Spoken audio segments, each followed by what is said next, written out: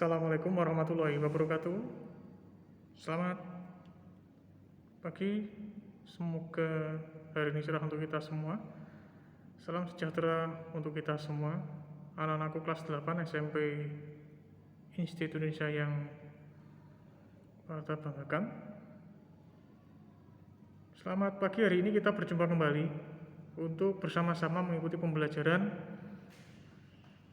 materi bab 2, yaitu tahapan pembentukan peraturan perundang-undangan di Negara Kesatuan Republik Indonesia. Sebelum kita memahami pembelajaran hari ini, kita harus mengenal terlebih dahulu bahwa di negara Indonesia terdapat peraturan yang secara resmi diberlakukan berupa undang-undang. Ya. Jadi peraturan itu adalah seperangkat norma yang memiliki sanksi tegas dan mengikat bagi semua warga negara. Menurut Undang-Undang Nomor 12 Tahun 2011, ya, di sini ada beberapa hal yang harus kita ketahui. Yang pertama, perancangan peraturan perundang-undangan. Jadi sebelum ada peraturan di dalam naskah resmi negara, itu ada perancangan peraturan terlebih dahulu. Ya, dimulai dari aspirasi masyarakat. Ya, sebagai contoh, di beberapa tempat terdapat permasalahan yang harus diselesaikan, seperti halnya sampah atau perilaku masyarakat yang menyimpang.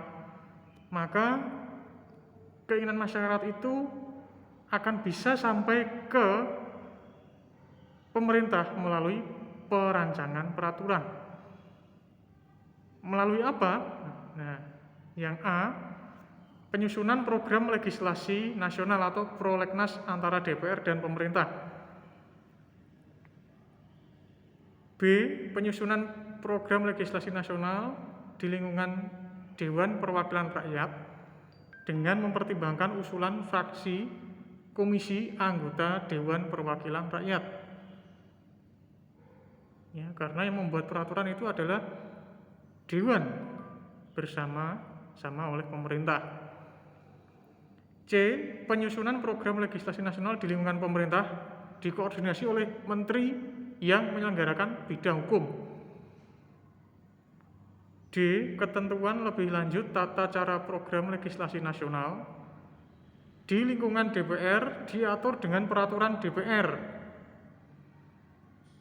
E, ketentuan lebih lanjut tata cara program legislasi nasional di lingkungan pemerintah diatur oleh peraturan presiden. Selanjutnya, penyusunan peraturan perundang-undangan. Tadi perancangan, sekarang penyusunan. Kalau sudah dirancang maka harus disusun terlebih dahulu melalui pembicaraan. Rancangan undang-undang yang berasal dari eksekutif atau presiden atau legislatif atau Dewan Perwakilan Rakyat disertai naskah akademik dan disusun berdasarkan program legislasi nasional. Setelah rancangan disusun, kemudian dilakukan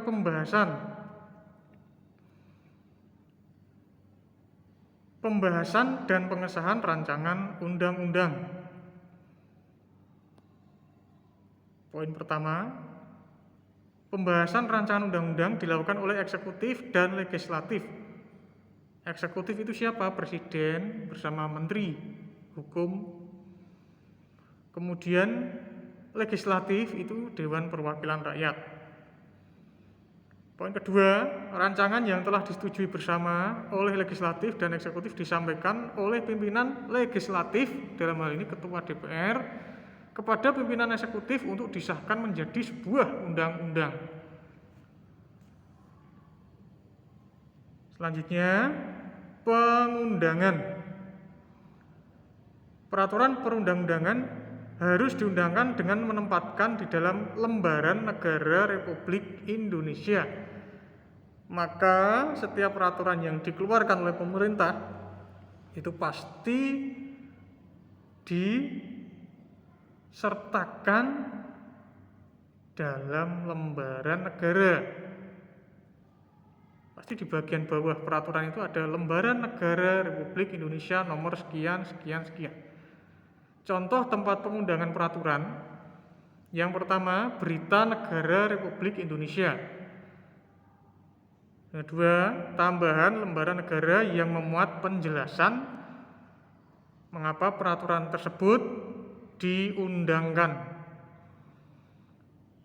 Yang terakhir, penyebar luasan.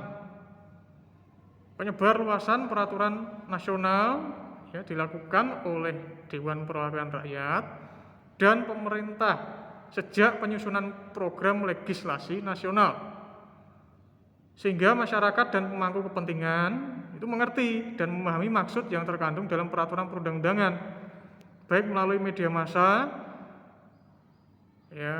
elektronik, website dan sebagainya, serta dapat melaksanakannya dalam kehidupan sehari-hari di lingkungan masyarakat.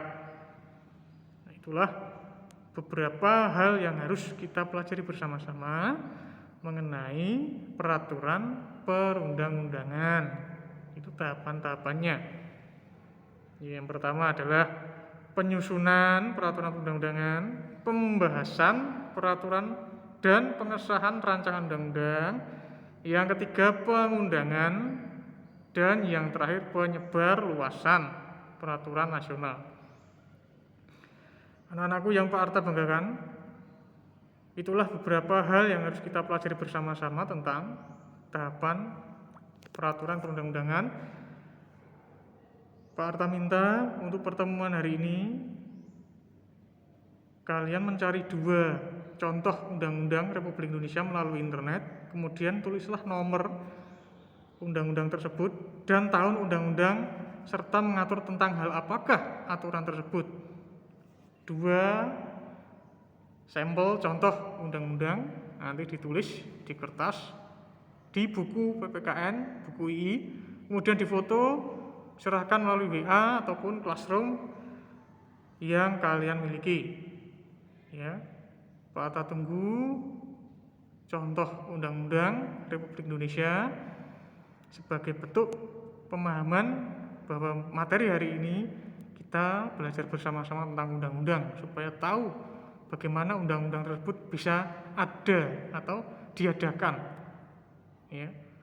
Demikian, semoga hari ini bermanfaat untuk kita semua. Wabillahi taufiq wal hidayah. Wassalamualaikum warahmatullahi wabarakatuh.